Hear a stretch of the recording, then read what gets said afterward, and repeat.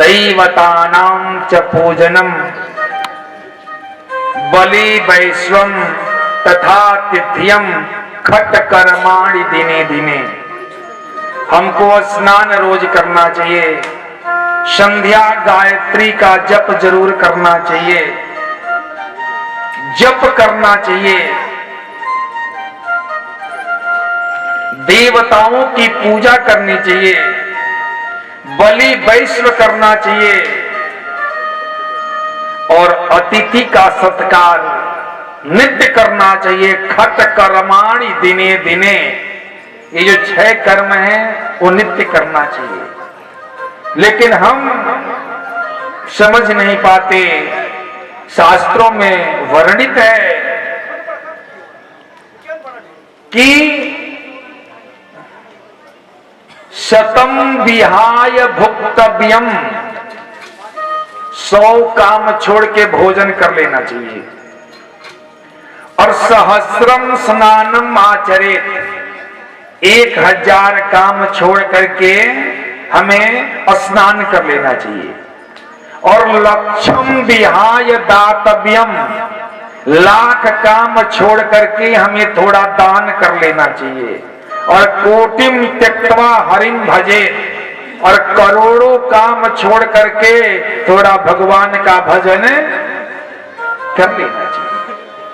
क्योंकि जो व्यक्ति दान नहीं देता है ना, उसी में तो सब है। अदत्त दानाच्च भवेत् दरिद्रो, जो दान नहीं करता है वो दरिद्र होता है। दरिद्र भावाच्च करोति पापम, और जब दरिद्र हो जाता है तो दरिद्र के भाव से वो पाप करता है। और पाप प्रभावान् नरकं प्रयान्ते, पाप के प्रभाव से वो नरक में जाता है।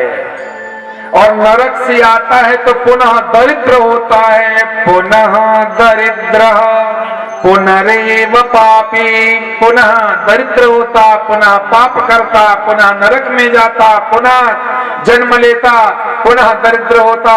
ये क्रम बना रहता है। लेकिन जो दान करता है तो दान के प्रभाव से वो स्वर्ग में जाता है, पुनः इस संसार में आता और पुनः वो दान करता है। मतलब उसका जीवन सही रहता है। दान को अपने जीवन में उतारो। हमें कुछ दान जरूर करना चाहिए, हमें कुछ सहयोग जरूर करना चाहिए। जहां दान करने का, सहयोग करने का अवसर मिल जाए वहां कर लेना चाहिए। ध्यान दीजिएगा, 2 बातें होती हैं, एक दान होता है और एक सहयोग होता है। सो सत्पात्र को दिया हुआ दान विशेष फल को देता है।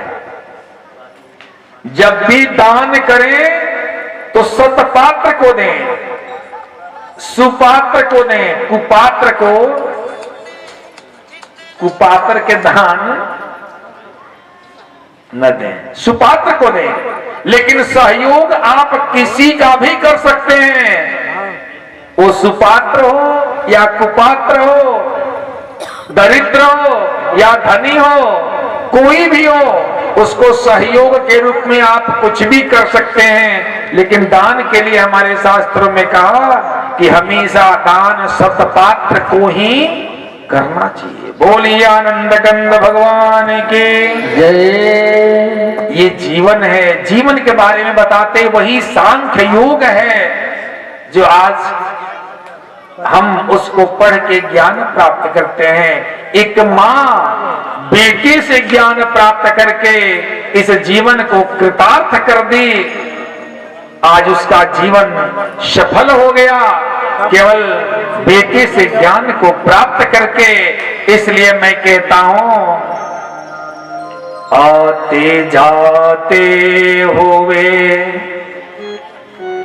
गुनगुनाया करो, आते जाते हुए गुनगुनाया करो, आते जाते हुए गुनगुनाया करो, आते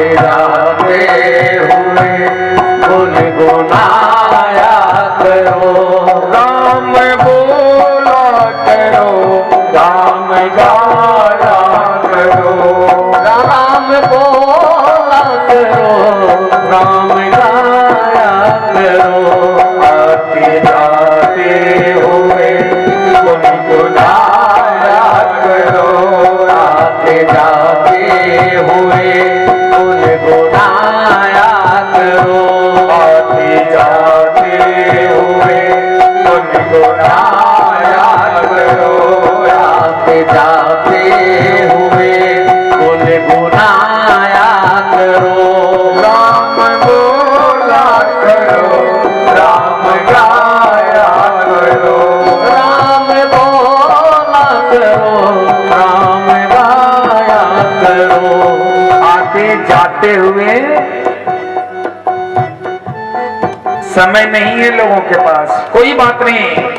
आते जाते हुए, खाते पीते हुए, सोते जागते हुए, नहाते धोते हुए गुनगुनाया करो, राम बोला करो और राम गाया करो।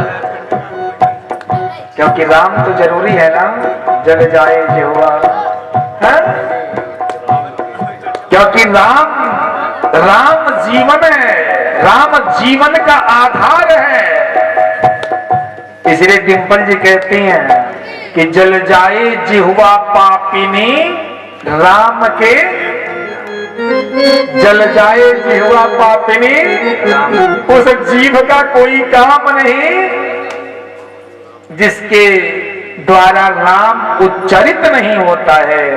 इसलिए आइए हम इस जिह्वा को सफल बनाते हैं, और आप लोग भी प्यार से बोलिएगा। राम